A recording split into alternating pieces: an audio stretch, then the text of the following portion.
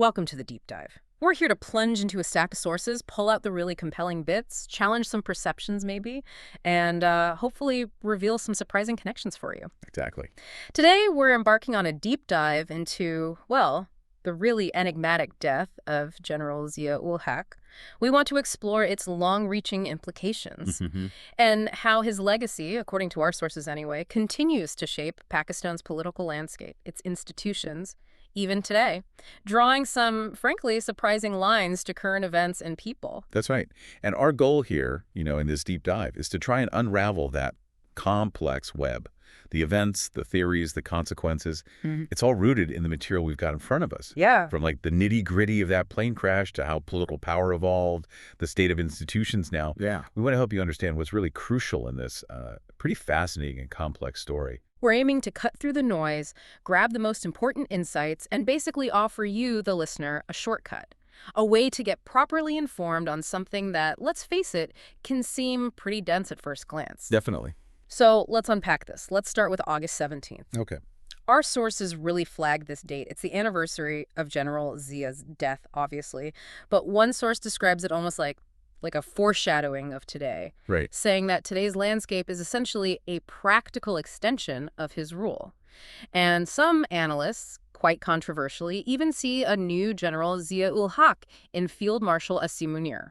That's a strong claim. It is, and it all goes back to August 17th, 1988. That's when Zia's C-130 military plane crashed, and the circumstances still deeply mysterious. Yeah, and the sources give us a glimpse into Zia's mindset just before that. In the months, the weeks leading up to it, people close to him said he was jittery, agitated, angry, and importantly, paranoid. He was apparently convinced that people in his own inner circle had infiltrated his group, that they were planning to kill him. Wow, okay, so that adds a layer. And then there's this critical piece. His last day, he goes to Bahawalpur for a tank exercise. Standard enough, maybe. Seems like it. But then he does something really unexpected. He brings along the U.S. ambassador to Pakistan at the time and Brigadier General Herbert Wassim, the U.S. military rep from the embassy in Islamabad. Which is odd, right? Why would you need such high-profile American guests for a tank exercise? Exactly. It made people wonder. And some analysis in our material suggests, well, maybe he brought them for protection. Sensing danger on that specific trip, it definitely seems strange to many observers. And the crash itself, just as unsettling. There was an eyewitness who said the plane was reeling like a drunkard, making stupid movements, they said, before it just fell. And the expert analysis, which our sources detail, is quite telling. They suggest if a bomb had gone off, the plane likely would have disintegrated right there mid-air. Right, blown to pieces. But it didn't. It crashed largely intact, which leads to this theory that the pilots somehow became senseless or, unconscious while flying. So what could cause that, suddenly? Well, that leads us to the chemical theory. Ah, the mangoes. Yes, the mangoes. Zia apparently loved mangoes. And crates of them were put on the C-130. The theory goes that these crates contained some kind of chemical agent that leaked out. And incapacitated everyone on board, pilots, passengers, everyone. Exactly. Now, we have to stress this is still a theory. It's unconfirmed. There's no, smoking gun proof. Got it. But it's out there. What's really astonishing, though, highlighted in our material, is what happened after the crash. Or rather, what didn't happen. The investigation. Yeah. The U.S., understandably, given their ambassador and brigadier general were on board, offered a joint investigation. Makes sense. But Pakistan apparently just declined, flat out refused the offer, which effectively shut down any chance of a really transparent inquiry. Which is extraordinary, really. Yeah. It just fuels more questions. And then there's the black box, the flight recorder. Crucial piece of evidence in any major crash. Always. In this case. Either it wasn't found, or maybe it was found and deliberately hidden. It certainly wasn't revealed. You can imagine that just poured fuel on all the conspiracy theories. Absolutely. And adding to that, you have these claims, mostly from international media, not officially confirmed by Pakistan, mind you, about traces of chemicals being found in the pilot's post-mortem reports. So reinforcing the chemical theory, potentially. Potentially. But again, so much of this remains, as the sources say, speculations and hearsay. Without that official confirmation, it's hard to be certain. And Zia himself, before all this, he seemed utterly convinced of his own position. He just dismissed the Junisha government a couple of months earlier. Right, flexing his power. And there's this quote reportedly from a finance ministry meeting where he said, I am still here. I am not going anywhere. He felt indispensable. But then, the irony. Yeah. His supposedly closest newspaper, Now I Walked, on the very day he died, what did they print? Regular ads, like a Habib Bank ad. Business as usual. Pretty much. Suggesting maybe things weren't quite so sudden that they couldn't update the paper, or perhaps, just perhaps, he wasn't quite as indispensable as he thought. A strange little detail. Okay, let's shift gears now, because one of Zia's most significant legacies, depending on who you ask, and certainly controversial, was the Sharif family. Ah, yes.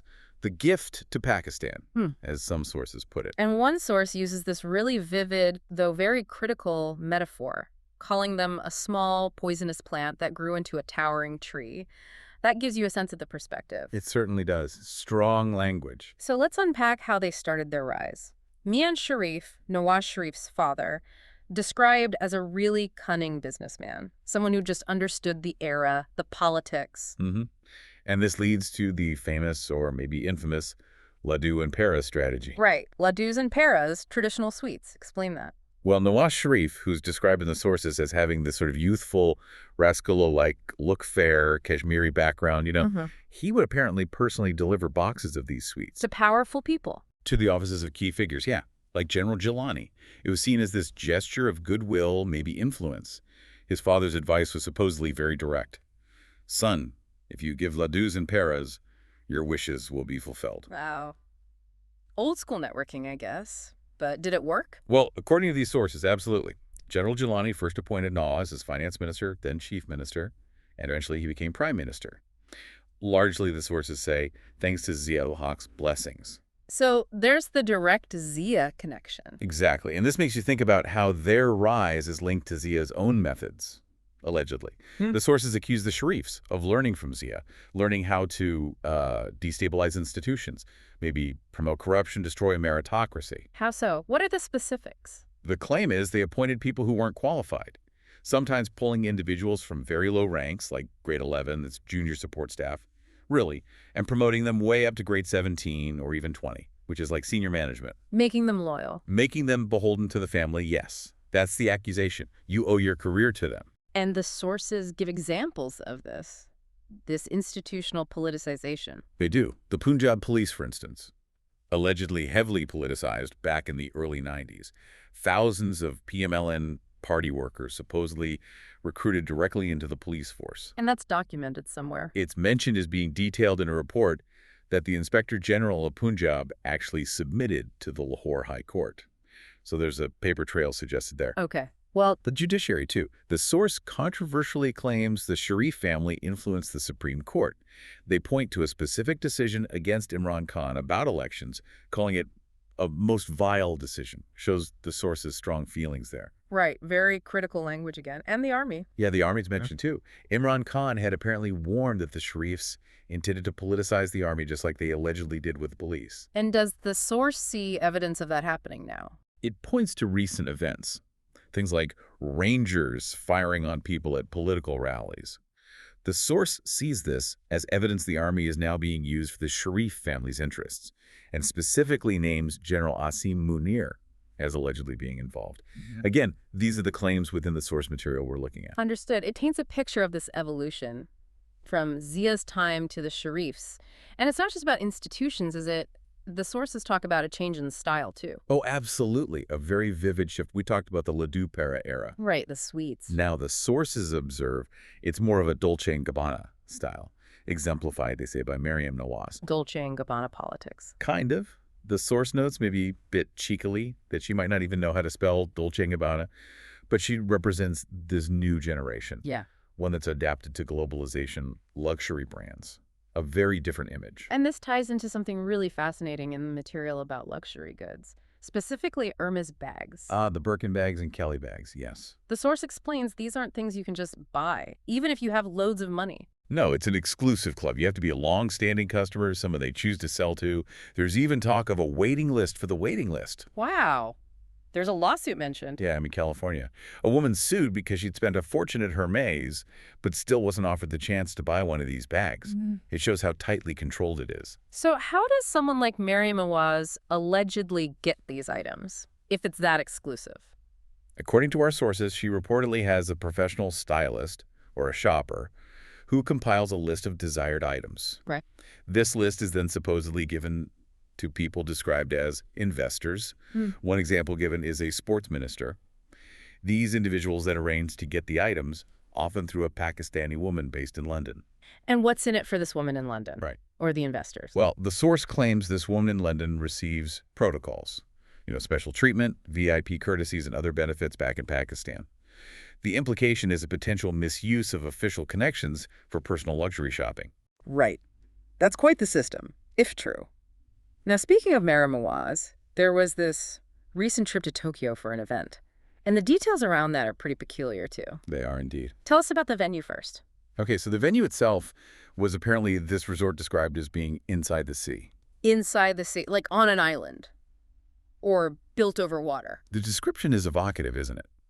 Likely chosen for secrecy, the source suggests, and definitely to make it hard for protesters to get near. Makes sense. Entry conditions were strict, too.